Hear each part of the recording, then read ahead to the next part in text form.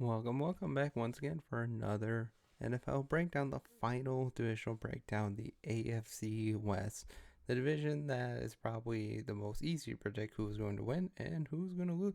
Now, the most interesting about the division is who's going to finish in second, third, and fourth.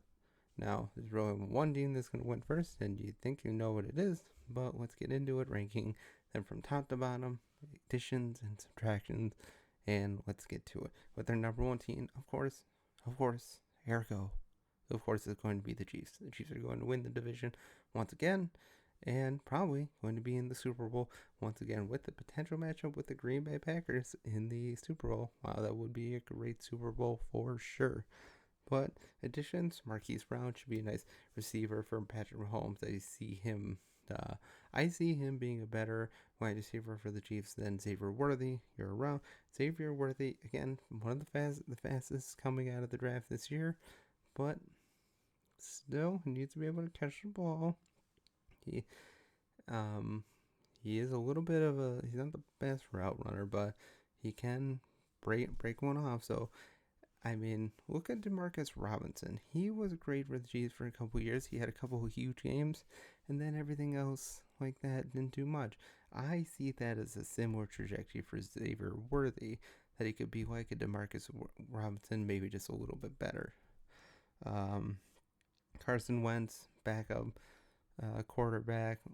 He's, I guess this is how he gets a Super Bowl ring, with the Chiefs possibly winning their third Super Bowl in a row. That's the way for Carson Wentz to get a Super Bowl. Didn't make many more additions after that. Then was L'Jarius Sneed. Sucks to lose him, but he was oft injured last year. And he also, um, even though he had a great year, just didn't get the accolades for it. William Gay, a good linebacker, lost to the Saints. Um, and Nick Allegretti was a decent offensive lineman, but shouldn't miss him too much.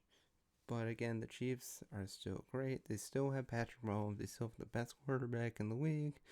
They still have Isaiah Pacheco. They still have good wide receivers. And also, Rashee Rice is going to play the whole year. Now, I know a lot of people are upset that he's not going to be suspended, but admittedly, the process doesn't work that way in the criminal proceedings. It takes a little bit to get through it. His first court appearance isn't even until December. But I do agree that just seems kind of wrong that, there's a video of him walking away from a crash, and the NFL doesn't see the video and see that there's something wrong with him, that maybe he shouldn't be playing. Again, it could end up being one of those things where, it goes on so long, nobody gets suspended. I mean, look at Alvin Kamara. He got that big brawl and he only missed a couple games. Maybe that could happen with Rashee Rice as well, but we'll see what happens. He'll probably get suspended next year, even though he should be suspended the first half of this year for sure for what he did. I mean, if you're not going to suspend people for or bad stuff like that, will they ever get suspended? But yeah, Chiefs are by far the best team in the division and have a great shot to win a Super Bowl for the third year in a row. Next, the Chargers, who made some good additions, but they lost a lot too. They lost their two best wide receivers, so that's going to be hard to come back from. Joe Alt should be great on the right side, with Rashawn Slater looking great on the left-hand side. DJ Chark, a decent wide receiver, but, not much to be said there. Gus Edwards should be a decent addition to running back. J.K. Dobbins as well. We'll see how much he has left. And Christian Fulton should be a good addition as well. Again, it's a Harbaugh team, so they're going to run and pound the ball a lot, especially behind those two great offensive linemen and just a pretty good offensive line overall. Still have good pieces on defense as well. It's just, I think it's going to be a bit of a growing pain this year, especially with Justin Herbert. Still, he should have a good year, but he does have that plantar fasciitis out there, so we'll see what actually happens there. They're going to run the ball to set up the pass. That's just the way that Jim Harbaugh has been, and probably the way it's going to be. They lost Corey Linsley. He had some decent moments with the Chargers. And then, of course, Mike Williams, Keenan Allen, can't replace them. It's hard to really replace them, but we'll see what happens. I think the Chargers probably do have the best shot to win second place. I don't know. I mean, I think the whole bottom half of the AFC West is literally a crapshoot. But I think right now I'll pick the Chargers to win second, but maybe you could convince me that the Raiders could slide in there as well. Next, we have, of course, the Raiders, who made some good additions as well. Antonio Pierce is now their full-time head coach. They're finally past the Josh McDoufus era. Christian Wilkins, big addition on the defensive line, big contract. He's going to have to live up to a lot, but I think he'll handle it just fine, especially pairing him with Tyree Wilson and Max Crosby. That's going to be a potent defensive line there for sure. Gardner Minshew, I like Aiden O'Connell as a quarterback, kind of, but Minshew is probably going to be the favorite going in. Their best chance to win the starting role. Brock Bowers could be a real steal at tight end, even though they already have Michael Mayer. It is nice when you have two nice and tight ends to roll out there, and the Raiders will have just that. And Alexander Madison coming in as a potential starting running back. But I like Zamir White. Now that Josh Jacobs is gone, Zamir White is finally getting the credit he deserves. I mean, he looks really good. He might not start right away, but by the end of the year, he'll probably be the better of the two Raiders running backs. And I like him as a mid-round, late-round pickup if you can get him. He's probably not going to start him right away week 1, but by the end of the year, he may be one of those sneaky picks that everybody looks back and like, why didn't we pick him sooner? Because he looks great. And of course, the biggest loss, Josh Jacobs. But like I said, they have two decent running backs to fill in the void, but just not as good. Although I think Zamir White, if all things go well, could be as good as Josh Jacobs. Now, again, the defense is still kind of lacking, but that defensive line does look pretty strong. They've never really been able to get the secondary right since the last time they went to the Super Bowl, which is like over 20 years ago now. But if they can get some pieces on the secondary, eventually the defense can really start to look like the way the Raiders used to look in the past. But they're going to look at the defensive line as being the key, like it has been for the past couple years. When Max Crosby has a good game, the Raiders are more than likely to win.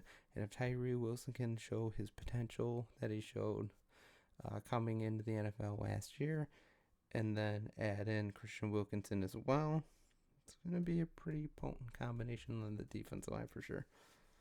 And last but not least, and well, maybe least, we have the Denver Broncos. Yeah, the Denver Broncos are going to finish in last, one of the worst rosters in the NFL, with a really good shot at winning that number 1 overall pick for sure, because they just don't have a lot going for them. They may have drafted their quarterback in the future, but it's going to be some growing pains this year for sure. Not a great offensive line, not a lot of offensive weapons, and a defense that just is lacking in every position for sure. Brandon Jones is a nice addition at safety, nice big contract, but how much of is a safety really going to help you out when you have as many flaws as you do? Bo Nix could, like I said, could be the heir apparent. He apparently had a decent first preseason game, so that'll be nice. It'll just be some rocky progress since they have such a bad roster overall. If Javonte Williams can attain his form from a couple years ago, that would certainly help. They still have Cortland Sutton, but how much can wide receiver do? The Cougar Hunter, although it doesn't sound like he's having the greatest time there in Denver, how he very well could end up being cut by the end of the preseason. Again, I just don't know a lot about the Broncos. There's nobody I even remember really other than Javonte Williams. There's just not a lot of pieces on the offensive line. I guess Bradbury at offensive line, and Mike McGlinchey is a pretty good offensive lineman as well. Got a big contract, but there's just going to be a lot of growing pains for the Broncos this year. And of course, it was Jerry Jeudy. I'm I mean, it is a loss for sure because when he was on it, he looked really good, but he's been injured all the time. And I think they got a decent haul for him, trading him to the Browns. And frankly, I don't think Judy's going to be all that great in Cleveland. Josie Jewell, decent loss at linebacker. Of course, who lost? Let's ride, Russell Wilson. And Justin Simmons, longtime stalwart in the safety, but I mean, injured all the time the past couple years. It sucks to see him go, but cap dump, had to do it, had to save money somehow. You know, when you're owned by Walmart, you gotta save money somehow. But yeah, the Broncos don't have a lot going for them. I see them at most winning 3, maybe 4 games. The Raiders, 7, 8 wins are perfectly feasible. The Chargers, same position, 7, 8, maybe 9 if all things go well.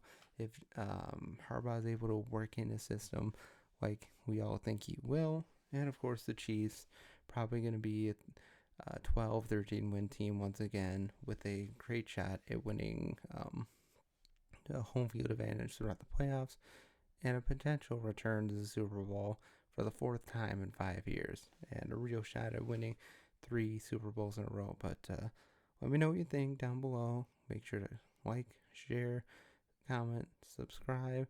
This video is a little shorter than the other ones that I've done, but let's be honest. Other than the Chiefs, there's a lot of the teams in there have some things going for them, but not enough to really challenge the Chiefs for the division. This is a division that will beat up on each other for sure, but in the long run, Chiefs win going away and probably have that division locked up by the beginning of December, I would think, unless something horrendous happens to the Chiefs. But let me know what you think. Have a great day, and as always, God bless.